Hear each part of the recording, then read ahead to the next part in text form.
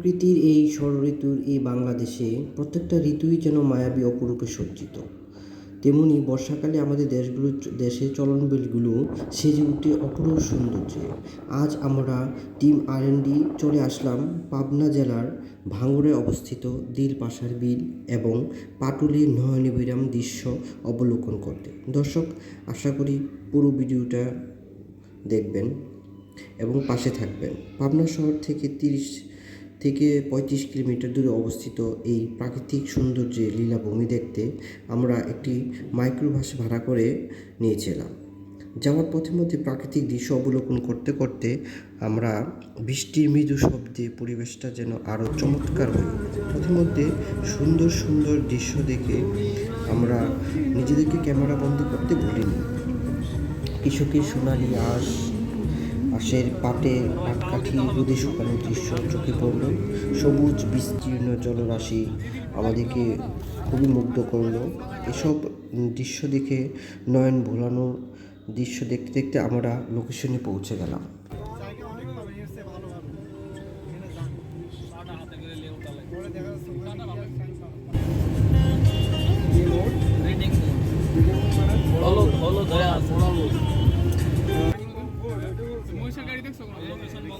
পথের এই সবুজ দৃশ্য আমাদের সত্যিই মুগ্ধ করলো।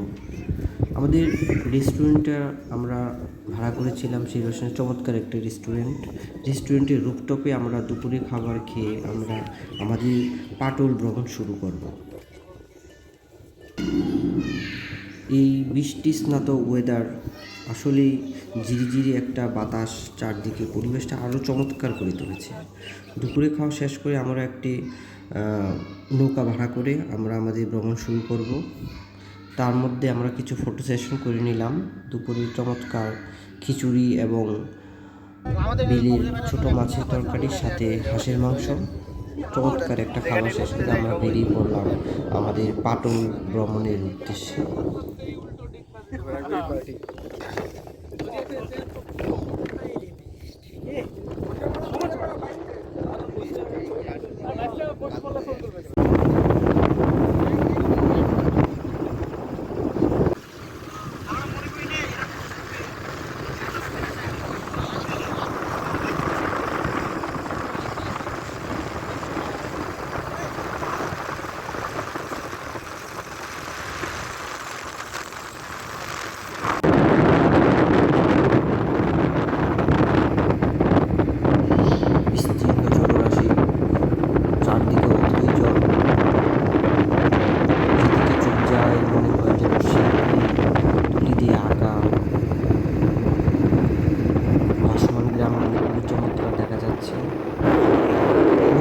দর্শক, সামনাসামনি না দেখলে বোঝা যাবে না কতটা সৌন্দর্য এই জলরাশি। আমরা ভাঙড়া রেল স্টেশনের ব্রিজের খুব কাছাকাছি চলে আসলাম। সবাই দেখ, রতনদা সবাই দেখে এদিকে সবাই দেখ। আবার বেরিয়ে পড়লাম আমরা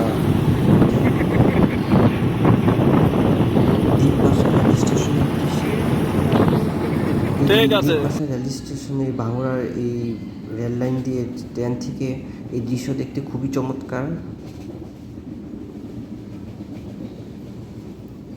সবুজ সমারোহের মাঝখানে চিরে বয়ে চলা এই জলরাশি খুবই চমৎকার একটা দৃশ্য।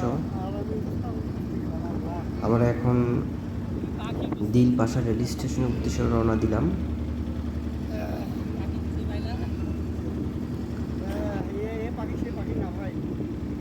দিলপাশা রেল স্টেশনে পৌঁছে আমরা কিছু ফটো সেশন করলাম সবাই মিলে, আমাদের টিমের সবাই একসাথে দাঁড়িয়ে। খুবই চমৎকার একটা স্নিগ্ধ পরিবেশ। চারদিকে অথই জল, মাঝখানে বুক চিরে বয়ে চলা ট্রেন লাইন। চমৎকার কিছু দৃশ্য আমরা দেখলাম।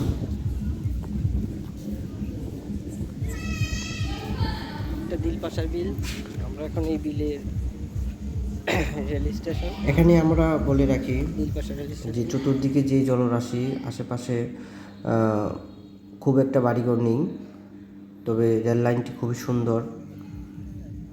কিছু দোকানপাট ছিল, ওখানে কিছু আমরা খাওয়া দাওয়া শেষ করে চলে গেলাম বিলের মধ্যে গোসল করতে। চমৎকার পানি। আমরা খুব সাবধানের সহিত পানিতে নামলাম, নেমে গোসল টোসল শেষ করে কিছু খেলাধুলা করলাম, জলকেলি করলাম।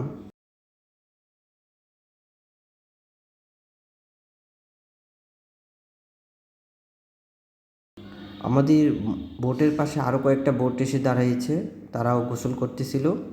সবাই মিলে খুব সুন্দর একটা পরিবেশে আমরা গোসল শেষ করে আবার রওনা দিলাম জলডাঙ্গা রেস্ট কফি হাউসের উদ্দেশ্যে।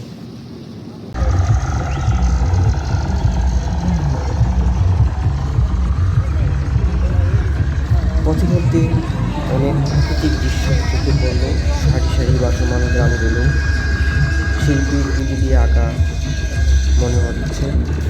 জলডাঙ্গা কফি হাউস থেকে কফি খেতে খেতে স্থানীয় পর্যটকদের নৌকা ভ্রমণ দেখলাম। তাদের এই নাচানাচির দৃশ্য খুব সুন্দর লাগলো। আমরা কিছু সুন্দর দৃশ্যের সাথে ফটো সেশন শেষ করলাম। এবার আমাদের ফেরার পালা।